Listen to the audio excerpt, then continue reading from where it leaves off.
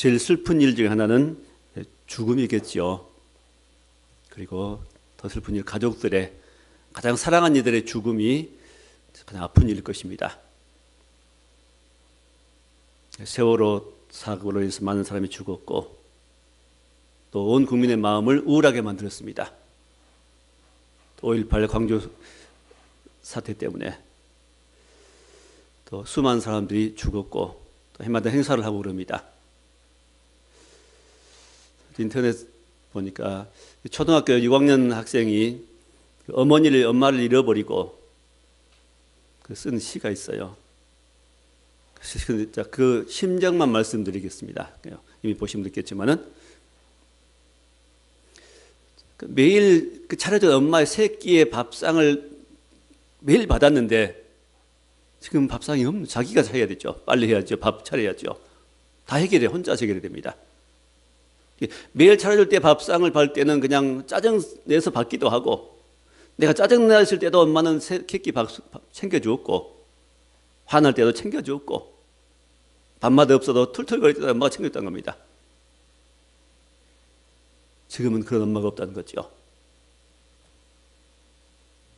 그래서 엄마와 함께 따뜻하게 밥 한 끼에서 먹어보는 그 소원인 그런 마음을 실었었습니다. 있을 때는, 엄마가 있을 때는 몰랐는데 엄마가 안 계시니까 얼마나 고통스러운가, 고생스러운가, 힘든가를 알게 된 겁니다. 가장 소중한 것들을 이 땅에서 가족이 있고 또 소중한 건 우리 성도들이 있죠. 하나님께서는 우리에게 이런 소중한 사람들을 우리 곁에 두었습니다. 소중한 사람 우리 곁에 있을 때 우리는 더 사랑하고 더 아끼고 위로하고 배려해야 되겠습니다. 자, 오늘 여기도 보니까 이 과부에게 한 아들이 청년이 있었는데 그 청년이 죽었습니다. 참 슬픈 일이죠. 자, 이 청년이 죽어서 이제 묘지에 묻히게 해서 가는데 예수님이 그걸 찾아가가지고 그걸 살려주십니다. 놀라운 일이죠.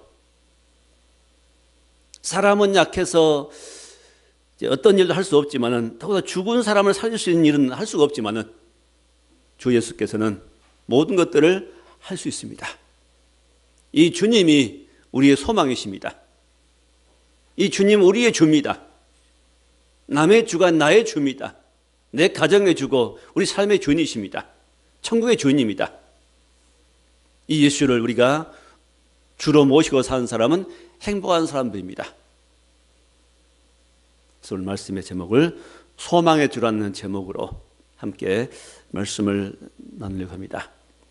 첫째는 이 절망의 행렬이 있습니다. 한 과부의 외아들, 이 아들도 하나밖에 없습니다. 이 과부 남편이 없습니다. 이 외아들 데리고 함께 서로 위로하고 살았습니다. 자, 내 곁에 식구가 없다는 것, 나와 함께할 사람이 없다는 것은 슬픈 일입니다. 외로운 일입니다. 괴로운 일입니다. 의지하고 살던 청년이, 아들이 죽었습니다. 그리고 온 이제 성에 있는 사람들이 그 아들을 장례에 치르기 위해서 함께 행렬을 짓고 나갑니다. 다행히 그 이웃 사람이 있어서, 성에 사는 사람도 있어서 그를 도와주었습니다. 하나님께서는 하나님께서 직접 모든 걸 행하지 아니하시고 우리 사람을 통해서 많은 일들 행하십니다. 가장 가까이 우리 가족을 통해서 행하십니다. 부모를 통해 아이를 낳게 하시고, 부모를 통해 아이들을 기르게 하시고, 위로하게 하시고, 서로 돕고 살도록 만들고, 또 가정뿐만 아니라 또 교회를 세우시고 교회가 서로를 위로하고 사랑하고 그 교회가 영원히 자랄 수 있게 하시고, 이런 일을 하나님이 하십니다. 하나님이 직접 하신 게 아니라 누굴 통해서요? 사람을 통해서 하십니다. 가족을 통해서, 사랑하는 성도를 통해서 하나님 일을 하십니다.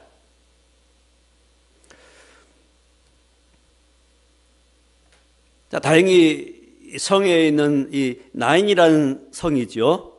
11절의 말씀에 그 후에 예수께서 나인이라는 성으로 가실새, 나인성 과부입니다. 나인이라고 부르는 이 성, 사람들이 이 어려움을 보고 장례를 도와줍니다. 같이 따라가 줍니다. 같이 위로해 줍니다. 같이 울어줍니다. 약간 도움이 될 수 있겠지만, 약간 위로는 될 수 있지만은 진정한 위로는 될 수 없습니다. 왜? 아들이 죽어버렸기 때문에. 그 슬픈 마음 어떻게 할 수 없는 겁니다. 그 허전한 마음 어떻게 달랠 수 없는 겁니다. 그때 예수님이 이 나인성을 찾아가십니다. 누가 찾아가세요? 예수님이 찾아가십니다. 자, 예수님과 함께 제자들도 갔고 그 외에 많은 사람들이 예수님을 뒤따랐습니다. 사람들이 생각하기를 아마 우연히 저 성으로 갔을 거라 생각했습니다. 아닙니다.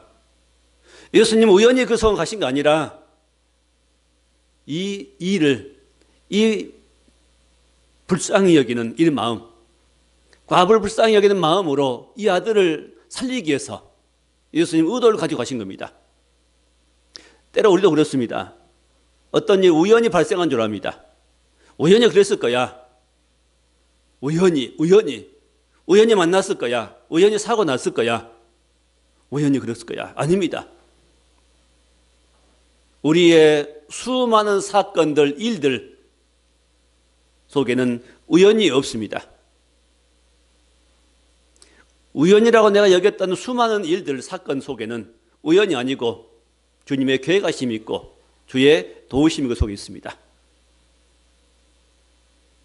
이 나인성 예수님이 가신 것은 우연한 발걸음이 아닙니다. 다른 사람은 몰랐지만 예수님은 이미 아십니다. 이 청년이 죽은 것도 알고 지금 장례 행렬이 오고 있다는 것도 아셨습니다. 왜요? 예수님은 하나님이시니까요. 사람 눈에 보는 것밖에 알지 못합니다. 귀로 전해드려야 합니다. 하나님은 눈에 안 보여도 귀로 안 들려도 하나님은 우리의 모든 것을 아십니다. 우리 마음에 품은 생각까지 다 아십니다. 우리가 어떤 마음 품고 있는가, 두려워하고 있는가, 기뻐하고 있는가 주님 다 아십니다. 사람은 이 행동을 보지만은, 외모를 보지만은 하나님께서는요, 우리 하나님은 우리의 마음의 중심 보십니다. 우리 생각을 살피십니다. 슬퍼한 여인을 돕기 위해서, 슬퍼한 여인의 기쁨 주기 위해서 예수님이 직접 찾아가신 겁니다. 예수님은 하늘 하나님이시지만은 이 땅에까지 내려오셨습니다. 왜? 뭐 하시려고? 우리를 도우시려고 오셨은 것입니다. 우리를 도우시려고. 지금도 예수님은 살아계시죠. 성령을 통해서 우리를 도우십니다. 성령을 통해서 우리 안에 내 마음을 살피시고 내 마음을 위로하시고, 불안할 때 우리가 기도하면 내 마음에 평강이 옵니다. 마음이 상할 때 기도하면 마음이 치료가 됩니다. 우리 어려움 당할 때 주 앞에 기도하면 주님이 성령을 통해 위로하시고 또한 우리 주변의 사람 통해서 위로하실 뿐만 아니라 우리를 도우십니다. 자, 이 나인성 과부에게만 주님이 찾아신 게 아니라 우리 모든 일 가운데, 우리 모든 사건 가운데, 우리 모든 고난과 고통 가운데 주님은 찾아오십니다. 자주 찾아오십니다. 열심히 오십니다. 우리가 모를 뿐입니다. 만약에 여인이 예수님 찾아오셔서 이제 그를 도와주려고 하는데 그때 어떤 일이 생겼지요? 예수님 오셔가지고 그 청년의 관에 손을 대실 때 사람들이 멈춰섭니다.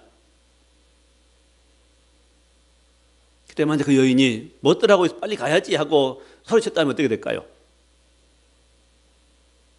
우리가 그러고 있습니다. 주께서 오셔서 나를 도우시려고 하시면 우리가 내 생각 따라서, 내 마음 따라서 급한 내 마음 따라 내가 결정해버립니다. 내가 그 도움을 받지 않고 내가 하려고 합니다. 내가 일을 먼저 처리하고 내가 결정하고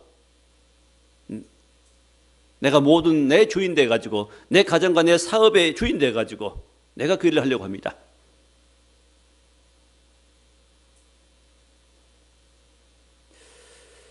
자, 우리 주님은 우리 모든 고통의 자리에 찾아오십니다.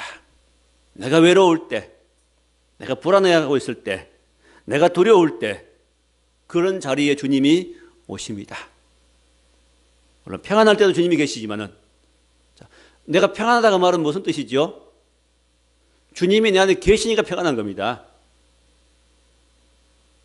주께서 내게 오셔서 내 마음에 평강을 주시니까 내 마음이 평안하고 내게 기쁨을 주니까 내가 기뻐지는 겁니다. 또 반면에 우리가 불안할 때가 있습니다. 염려가 될 때가 있습니다. 두려울 때가 있습니다. 그때는 못 할 때는요, 주님을 불러할 때입니다. 주님을 초청해야 할 때입니다. 주님이 내게 나의 주인으로 안 계시니까 불안해지는 겁니다. 주를 불러야 됩니다. 주님 부르고 주여 내게 오시옵소서. 나의 주여 내 주인 되시옵소서. 내가 잠시 주인 되었기 때문에 내가 두려웠습니다. 불안해집니다. 내게 오셔서 내 주가 되시고 내게 평강이 되시옵소서. 내게 능력이 되시옵소서. 주를 부를 때 의지할 때 주님 우리의 주로 오셔서 나를 평안하게 기쁘게 또 모든 두려움이 떠나갈 수 있도록 역사하실 것입니다. 자, 절망의 행렬 가운데 주님이 찾아오셨습니다. 자, 두 번째 내용은 이제 청년아 일어나랍니다. 자, 14절에 보니까 가까이 가서 그 관에 손을 대시니 맨 자들이 서는지라. 그 관을 가까이 가셔서 그 관에다 손을 대십니다. 그리고요, 그 관을 맸던 사람들이 멈춰 섭니다. 이때 멈춰 서야지요. 잠깐 멈춰 서야 됩니다. 주께서 우리에게 찾아오시고 우리에게 말씀하시고 우리에게 무슨 일을 행할 때 내가 멈춰 서야 됩니다. 내가 일 진행해 버리지 말고 잠시 멈춰 서야 됩니다. 뭐라고 말씀하신지, 무슨 일을 행한지, 내가 어떻게 행할 것인지를 기다려야 됩니다. 기도하고도 바로 행하지 말고 기다리십시오.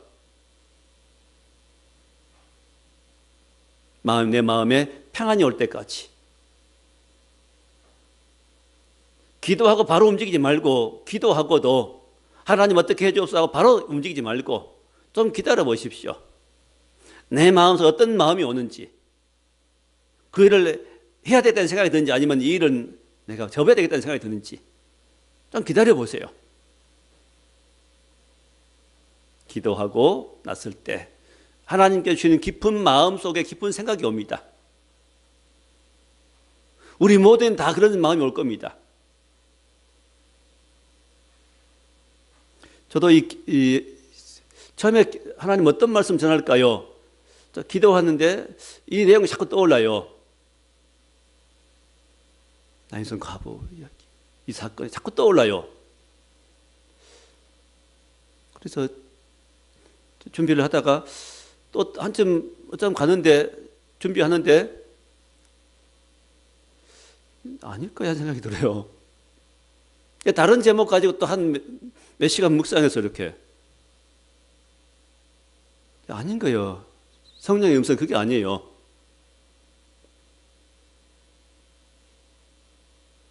하나님의 음성에 다시 순종하고 다시 본문 돌아와서 다시 말씀을 묵상하고 다시 말씀을 준비했습니다. 내 생각은 이렇게 하고 싶은데 하나님은 내 기쁨 속에서 아니라고 자꾸 하시는 겁니다. 따라가야지요. 나는 이거 하고 싶은데, 난 이런 제목으로 설교하고 싶은데 이번에는 마음속 깊은 건 아닌 겁니다. 왜 그러실까요? 하나님이 오늘 이 말씀을 전하고 싶으신 겁니다. 이런 내용의 말씀을 오늘 본문에 기록된 말씀의 그 마음을, 하나님 마음을 하나님께 성도들에게 지금 전하고 싶으신 겁니다. 목회자를 통해서 하나님의 마음을 전하고 싶은 겁니다.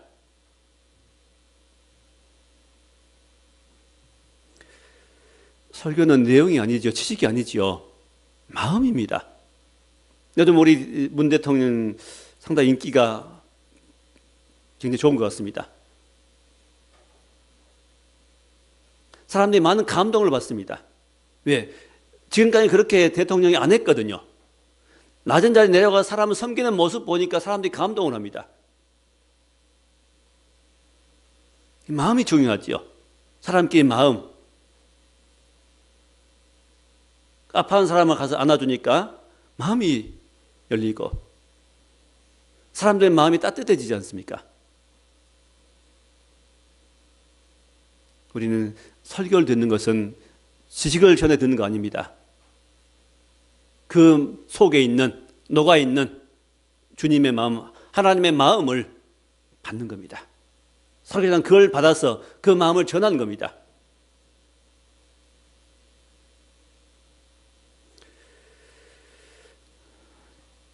자, 관을 맨 자들이 섰습니다. 예수께서 말씀하시기를 청년아 내가 네게 말하노니 일어나라. 예수님 누구에게 말씀하지요? 많은 사람에게 하는 말씀이 아니라 지금 관 속에 죽어있는 청년에게 하신 말씀입니다. 청년이 귀로 들을 수 있습니까? 그 어머니가 아무리 불러도 그는 들을 수 없습니다. 근데 예수님의 말씀은 듣는 겁니다. 사람의 말은 사람 귀에만 들릴 뿐입니다. 예수님의 음성은요, 죽은 자의 귀가 들리는 겁니다. 듣는 자는 살아나리라. 죽은 자일지라도 주께서 말씀하시면 듣는 겁니다. 청년아, 내가 내게 말하노니 일어나라. 그래서 우리는 보통 상식선생으로 일하려고 합니다. 예수께서 주신 말씀, 하나님의 말씀은 단순히 우리 귀에만 들린 게 아니라 귀에 들리면 그 귀에 들린 말씀이 우리 심령을 쪼개고 우리 폐부를 쪼개는 말씀으로 들리는 겁니다. 사람의 말은 귀에만 들립니다. 그러나 사람의 말은 살아있는 사람만 듣지만은 예수의 말씀은 죽은 자도 들을 수 있습니다. 죽은 자에게 말씀하시기를 청년아 내가 내게 말하노니 일어나라 말씀합니다. 일어나라.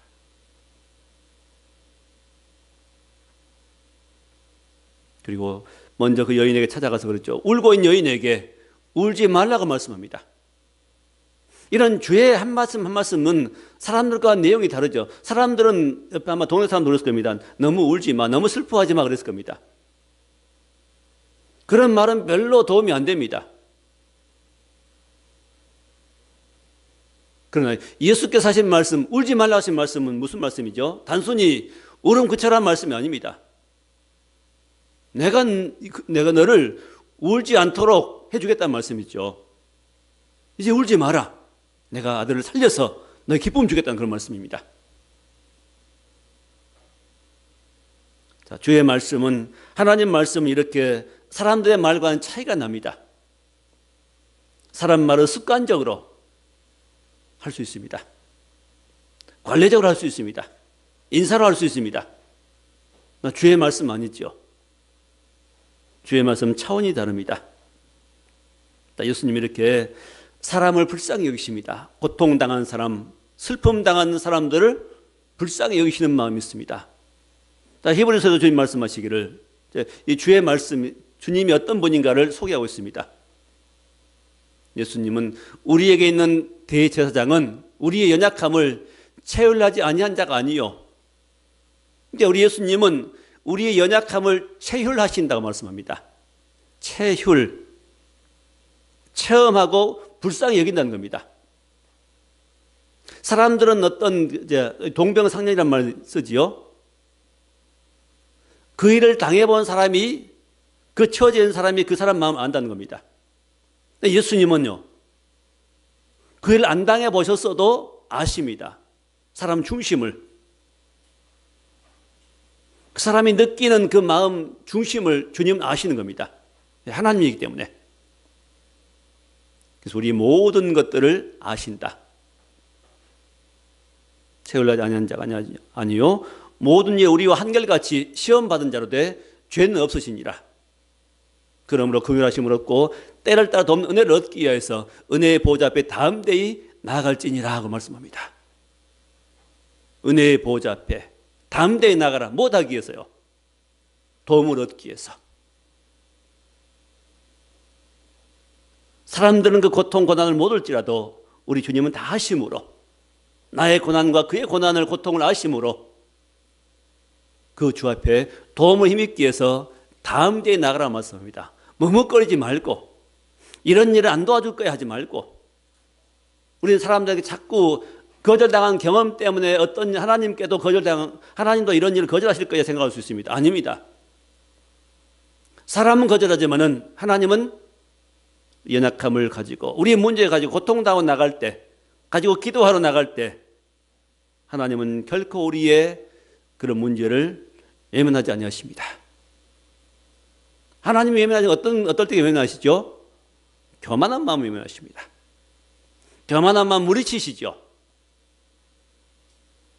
겸손한 마음에는 은혜를 베푸시느니라.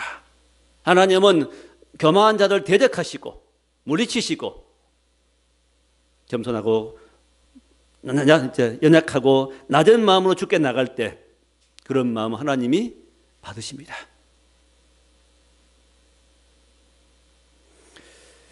자, 청년아 내가 내게 말하노니 일어나라. 죽은 자에게 명령할 때 그 말이, 그 말씀이 청년에게 들리고 그 청년이 일어납니다. 이게 능력입니다. 사람들은 절대 이렇게 말할 수가 없습니다. 죽은 자를 향해 일어나라고 말할 수가 없는데 죽은 자를 향해서 명령할 수 있는 분은 바로 하나님이시죠. 주님이십니다. 말씀으로 하였습니다. 말씀으로 명령했습니다. 일어나라. 이게 바로 창조의 능력입니다. 살리는 능력입니다. 세상을 만드실 때도 말씀으로 창조했지요. 빛이 있으라 하시니까 빛이 있었습니다. 바로 창조의 능력입니다. 자, 우리 예수님께는 이런 창조의 능력이 있습니다. 어떤 일든지 할 수 있습니다. 못 하실 일이 없습니다. 또한 치료의 능력이 있고 예수님께는 용서하신 능력이 있습니다. 죄를 사해 주는 능력이 있습니다. 또 어떤 문제를 회복해 주는 능력이 있습니다. 구원의 능력이 있죠. 또한 부활의 능력이 있습니다. 죽은 자를 살려주는 능력입니다. 자, 이 청년이 이제 살아났는데 그럼 이 청년이 살아서 영원히 지금도 살고 있을까요? 아니죠. 다시 죽었을 겁니다. 그러므로 이 청년이 살아난 것은 잠시의 기쁨입니다. 사람들의 감동을 주었을 겁니다. 아, 예수님이 어떤 분이신가를 알려준 겁니다. 예수님 요한복음 11장에 말씀하죠. 나사로의 무덤에 가서 죽은 지 4일이 된 나사로의 무덤 가운데 가서 요한복음 11장 25절에 나는 부활이요 생명이니 나를 믿는 자는 죽어도 살겠고 무릇 살아서 나를 믿는 자는 영원히 죽지 아니하리니 네가 이것을 믿느냐? 나는 부활이고 생명이다. 나를 믿는 자는 죽어도 산다. 살아서 나를 믿는 자는 영원히 죽지 않는다. 예수만이 참 부활이고 예수님 안에 부활 생명이 있습니다. 예수님이 십자가에 죽으시고 부활하심으로 그 부활 생명을 가지고 우리에게 오십니다. 우리가 예수 믿을 때 우리에게 주어지는 그 생명은 거듭남이고 그것은 썩지 아니할 것이고 그것은 영원한 이 부활의 생명을 우리에게 불어넣어 줬습니다. 성령을 통해 주어진 이 영의 역사가, 새 영의 역사가 바로 부활 생명입니다. 그 예수의 생명을 얻고 새 생명을 얻고 새 사람에 대한 성도들은 이제는 옛 사람이 아닌 완전히 새 사람 되었습니다. 그리고요, 우리가 죽어도 삽니다. 무덤에 묻혀 다시 살아납니다. 악한 일을 행한 자는 심판의 부활로, 선한 일을 행한 자는 생명의 부활로 나오리라. 요한복음 5장 24절 이하의 말씀이죠.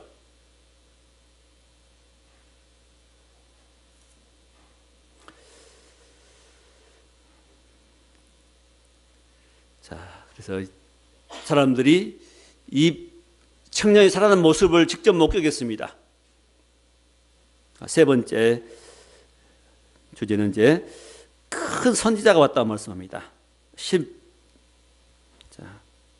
16절이죠. 모든 사람이 두려워하며 하나님께 영광 돌려 이르되 큰 선지자가 우리 가운데 일어나셨다. 사람들이 예수님 이 능력을 보고 뭐라고 말했어요? 큰 선지자가 우리 가운데 일어나셨다. 큰 선지자다. 큰 선지자 맞긴 맞습니다. 구약 성경은 많은 선지자들이 나오지요. 모세도 선지자고, 사무엘도 선지자고, 이사야, 예레미야, 에스겔, 다니엘, 그 외에 호세아, 요엘, 아모스, 그 외에 많은 선지자들이 있습니다. 사람을 살린 것은 예수님만 살린 것이 아니고 엘리사 선지자도 사람을 살렸습니다. 수넴 여인의 집에 갔는데 그 여인의 아들이 죽었지요. 엘리사 선지자가 기도해가지고 아이들을 살렸습니다. 그럼 살리면 그 누구 능력입니까? 선지자 자신 능력 아니죠. 엘리사의 능력이 아닙니다. 그 능력은 바로 하나님의 능력이었습니다. 하나님의 능력이 선지자에게 임하니까 그 능력 가지고 살렸습니다.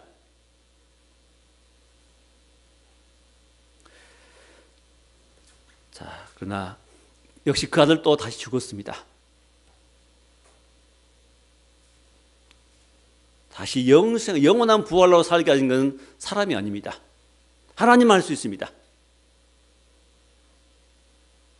이 땅의 모든 사람은 다 죽을 겁니다. 다 죽을 겁니다. 죽지요.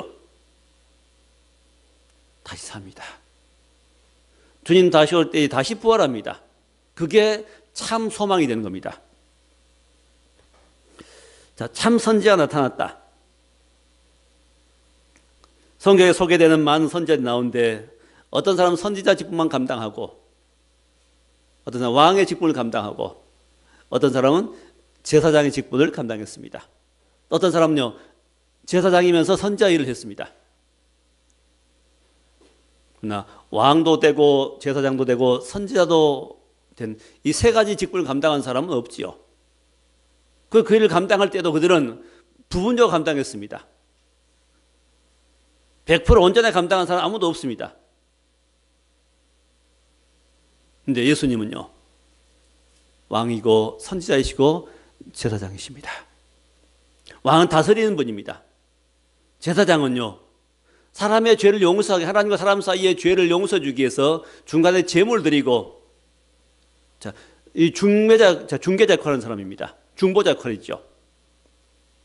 이게 제사장인데 예수님은 자기 피로, 자기 몸을 드리면서 자기가 직접 제사장을 오십니다. 인간 제사장들은 제물을 가지고 짐승 제물을 드렸습니다. 그러나 참 제사장인 예수님은요, 자기 몸을 제물로 내어드렸습니다.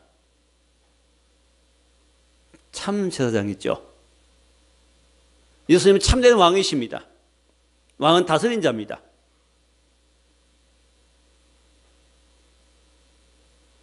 어떤 왕들은 잘 정치했지만은 그래도 부족했습니다.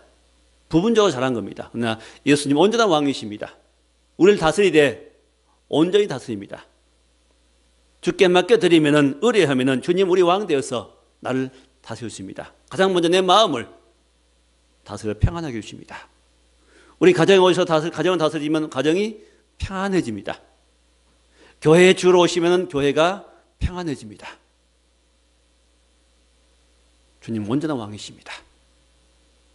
주님은 온전한 제사장이십니다. 또한 주님은 온전한 선지자이십니다. 그래서 이런 세 가지 직분을 온전히 감당하신 분이 바로 그리스도입니다. 예수님만이 그리스도입니다. 그리스도가 하는 가장 중요한 일은 죄 문제 해결이죠.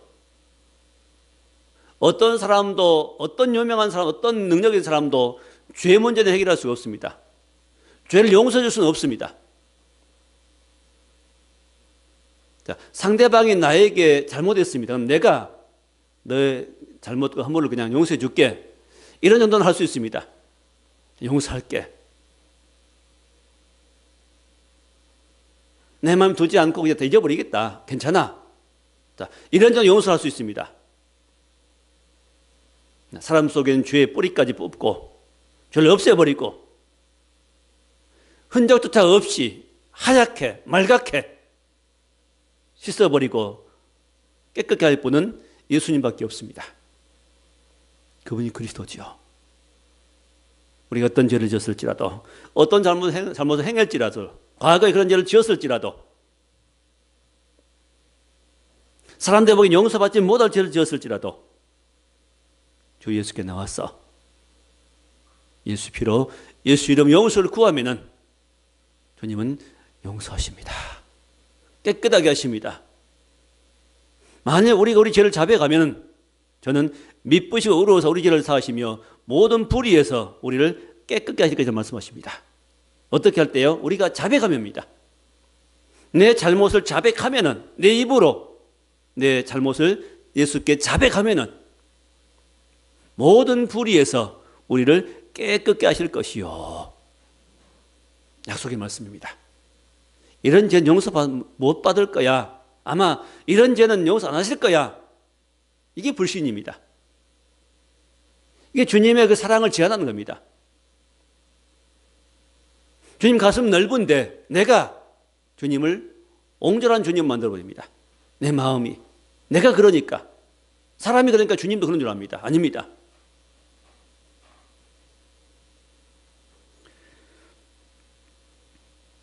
자, 주님은 이 땅 오시는 이유가 바로 죄 용서하기 위해서 오셨고 또한 살리러 오셨습니다.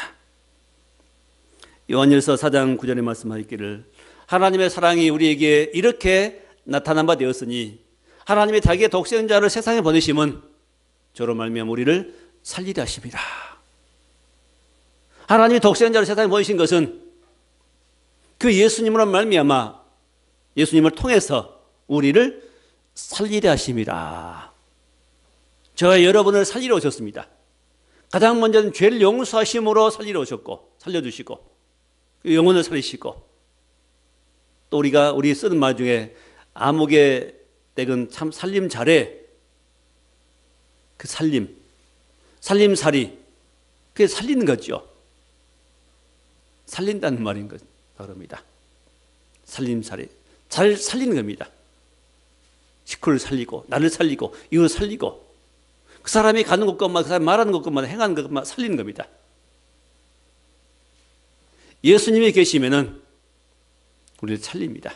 내 마음을 살리고 나쁜 기분을 살려주고 잃어버린 용기를 다시 되찾아주게 하고 잃어버린 소망을 다시 찾아주시고 살려주십니다. 깨어진 인간관계를 다시 회복시켜 주십니다. 마지막은 죽은 영혼을 살릴 뿐만 아니라 죽은 육체를 다시 살려서 영원한 나라에 살게 하실 것입니다. 이건 소망이지요. 자, 말씀을 맺겠습니다. 자, 우리는 약합니다. 부족합니다. 어떤 문제가 생기면 우리는 그 일을 감당할 수가 없습니다. 병되면 어떤 경우에는 그 병을 고치지 못하고 죽을 수 있습니다. 큰 문제가 생기면 내 힘으로 해결하지 못할 수 있습니다. 우리는 약하지만, 우리는 부족하지만, 우리 한계가 있지만 주 예수께는 한계가 없습니다. 모든 걸 행할 수 있습니다. 모든 걸 가능하십니다. 죽은 자도 살릴 수 있다면 우리의 모든 문제들은 다 해결할 수 있습니다. 그 주 앞에 나가서 우리 마음을 드리면 됩니다. 마음을 높이지 말고 낮은 마음으로 나가면 됩니다. 마음이 상했습니까? 상한 심령 그대로 가지고 가십시오. 그냥 기분이 상했습니까? 기분이 나쁩니까? 기분 나쁜 마음 가지고 그대로 나가십시오. 하나님은 상한 마음을 결코 멸시하지 않으십니다. 상한 갈대를 꺾지 아니하시죠. 갈대는 약한 겁니다. 갈대가 꺾였습니다. 상한 갈대를 꺾지 아니하시고 아주 꺾어버리지 않으시고 꺼져간 등불을 끄지 아니하시는 하나님입니다. 등불처럼 꺼져가려고 하는 연약한 인생 속에 주님이 가시면은 그 불이 꺼지지 않도록 다시 살려서 활활 타오를 수 있도록 하신 분이십니다. 내 안에 성령이 오시면은 사람이 달라집니다. 변화가 됩니다. 모든 잃어버린 용기들 다시 회복할 수 있게 되고 힘을 얻게 되고 능력을 얻게 됩니다. 그 예수 그리스도의 부활의 능력입니다. 부활 생명입니다.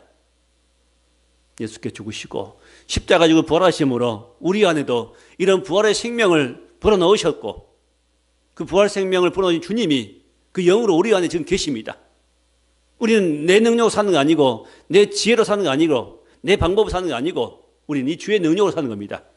주의 주신 지혜로, 주의 주신 능력으로, 주의 말씀으로, 주의 말씀이 그 죽은 자의 귀에 들리니까 죽은 자가 살아납니다.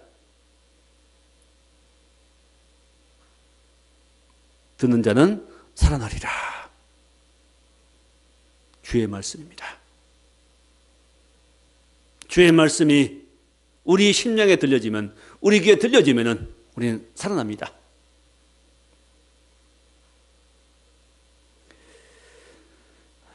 나를 보면 절망할 수밖에 없고 환경을 보면 절망할 수밖에 없지만 주님이 내게 오시면, 내가 주님께 나가면, 내가 주님께 기도하고 나가면 주님 내게 오시고 나를 도우시면 우리 넉넉히 그 모든 일 가운데서 환경 가운데 승리할 수 있습니다.